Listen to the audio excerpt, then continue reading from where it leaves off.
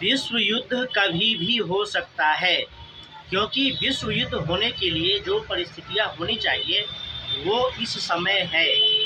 Iran और Israel में युद्ध हो रहा है। इजराइल फिलिस्तीन हमास के बीच युद्ध हुआ और यह युद्ध आगे बढ़ते हुए अब इजराइल ईरान के साथ युद्ध हो गया है।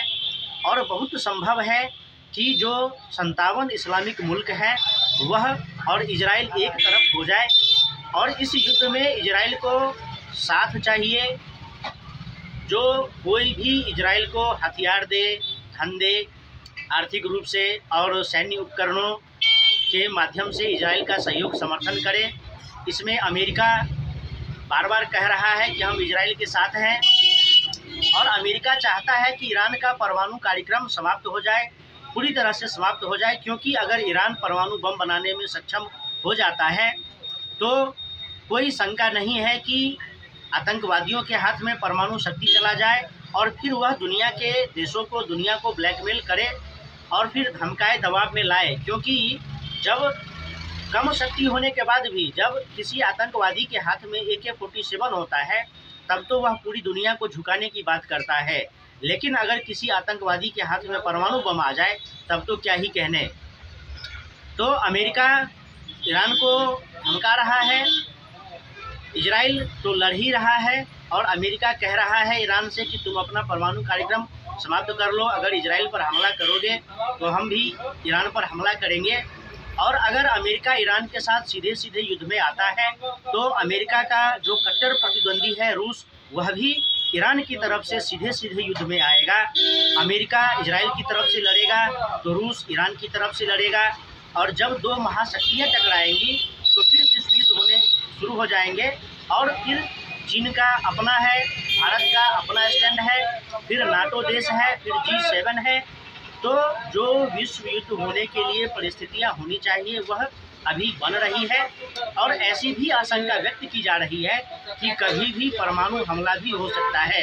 क्योंकि अगर इजराइल युद्ध में पिछड़ता नजर आएगा, इजराइल युद्ध में पिछड़ेगा, तो चूंकि इजराइल के लिए यह अंतिम संघर्ष है अपना अस्तित्व को बचाने के लिए, तो हो सकता है कि इजराइल ईरान पर परमाणु बम से भी हमला करे, इसमें भी कोई दो राय नहीं है। लेकिन जो आतंकवाद के विरुद्ध युद्ध है, तो जो भी देश चाहते हैं कि दुनिया से इस्लामिक आतंकवाद समाप्त हो, वह तो इजराइल का साथ देंगे। लेकिन सभी के अपने अपने व्यक्तिगत हित होते हैं और अपने हित साधना में कोई नहीं चाहेगा कि सीधे सीधे युद्ध में उतरा जाए।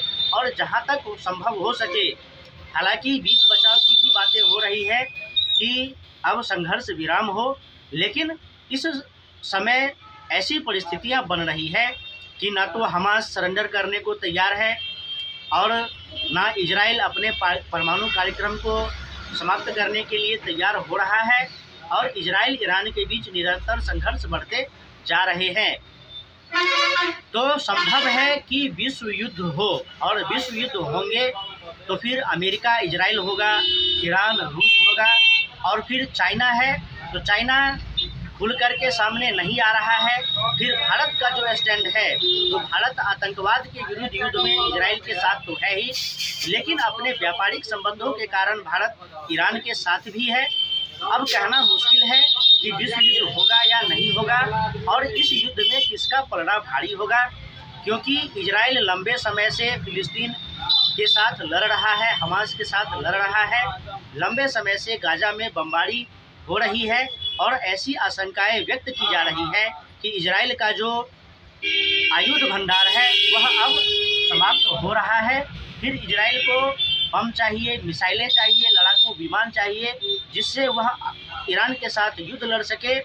और ईरान अभी ताज़ा दम है, इजराइल लंबे समय से युद्धरत है, तो वह अभी थक चुका है और ईरान अभी ताज़ा दम है, ईरान ताज़ा दम है, यानी कि अभी ईरान के आयुध भंडार भरे पड़े हैं। ऐसे में कहना मुश्किल है कि किसका पलड़ा भारी होगा। लेकिन इजराइल और ईरान के विरुद्ध के साथ जो युद्ध हो रहा है, आतंकवाद के विरुद्ध जो युद्ध हो रहा है, इसमें भारत साथ दे रहा है इजराइल का। और ऐसा कहा जा रहा है कि भारत अपना ब्रह्मोस मिसाइल देगा इजराइल को, जिससे कि इजराइल ईरान पर या अन्य आतंकवादी संगठनों पर, अन्य आतंकवादी देशों पर हमला कर सके। लेकिन अमेरिका है, अमेरिका इजराइल का साथ दे रहा है। जो युद्धक सामग्री है अमेरिका भेज रहा है इजराइल को, तो ऐसा नहीं लगता कि इजराइल पीछे हटेगा।